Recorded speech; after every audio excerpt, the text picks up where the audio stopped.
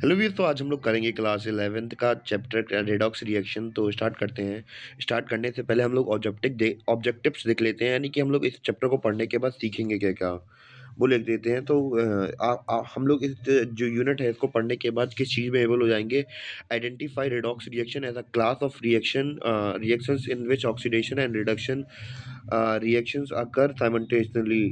Define the term oxidation reduction oxidant, यानी कि हमें जो टर्म्स दी गई हैं oxidation reduction oxidant and reductant, तो हम लोग इन टर्म्स को एक्सप्लेन कर पाएंगे। Explain mechanism of redox reaction by electron transfer process.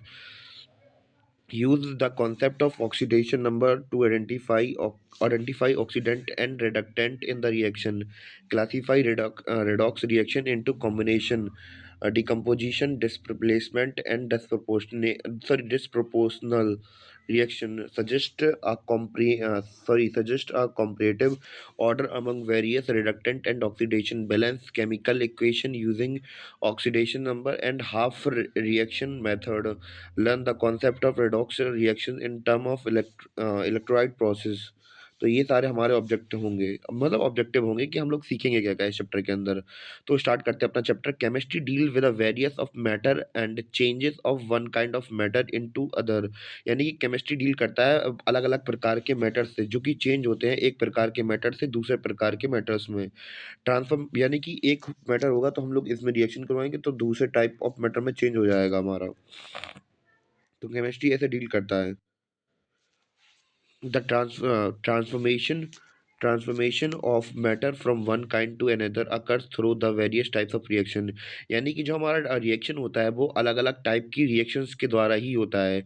One important category of such reaction is redox reaction, यानी कि उन कैटेगरीज के अंदर और एक कैटेगरी इंपॉर्टेंट कैटेगरी देखें तो कौन सी होती है, हमारी रेडॉक्स रिएक्शन होती है।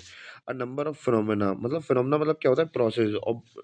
A number of phenomena, both physical as well as biological, are connected concerned with redox reaction, यानी कि इनके कहने का मतलब ये है कि बहुत अलग एक फिनोमेना होता है किसमें अगर चाहे फिजिकल देखें हम लोग चाहे बायोलॉजिकल देखें, किसी भी चीज़ के अंदर रिएक्शन हो रही है तो उसमें सबसे पहले हमें क्या देखना पड़ता है, रेडॉक्स रिएक्शन देखनी पड़ती है।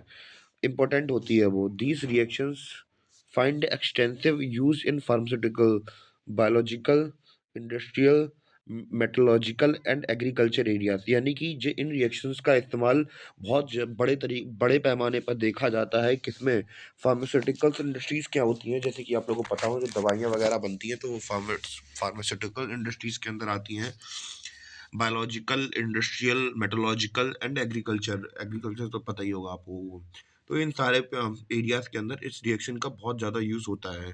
The importance of these reactions is apparent from fact that burning of different types of fuel for obtaining energy for domestic transport and other commercial purposes, electrochemical process for extraction of highly reactive metals and non-metal, manufacturing of chemical compound like caustic soda, operation of dry and wet batteries of corrosion fall within the preview of redox reaction। इनके कहने का तात्पर्य ये है कि जो important आप लोग रिएक्शन लो जो आप लोग डेली लाइफ में देखते होते होंगे, मतलब देखते रहते होंगे, इसमें कि हमारा क्या होता है, जो फ्यूल होता है वो ऑब्टेन किया जाता है, मतलब जो रिएक्शंस वगैरह होती है मतलब फ्यूल वगैरह को जलाकर जो हमारी एनर्जी वगैरह बनती है तो उन सब में रिडॉक्स रिएक्शन का इस्तेमाल होता है। जैसे कि इन्होंने बस कुछ नहीं किया है, अलग अलग एग्जाम्पल दे दिए हैं, जैसे कि burning of different type of fuel for obtaining energy domestic, घरेलू पर्पस के लिए, ट्रांसपोर्ट के लिए और दूसरे कमर्शियल पर्पसेस के लिए।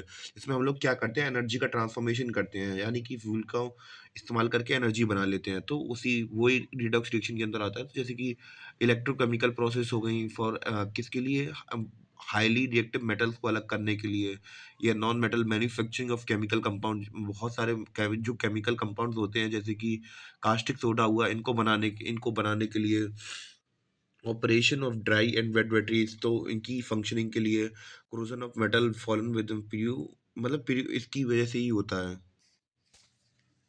आई थिंक कुछ प्रॉब्लम्स आ गई हैं। तो मुझे लगता है वीडियो यहीं पे रोकना पड़ेगा, सॉरी फॉर दिस। बाकी का लेक्चर आप लोगों को अगले वीडियो में मिल जाएगा।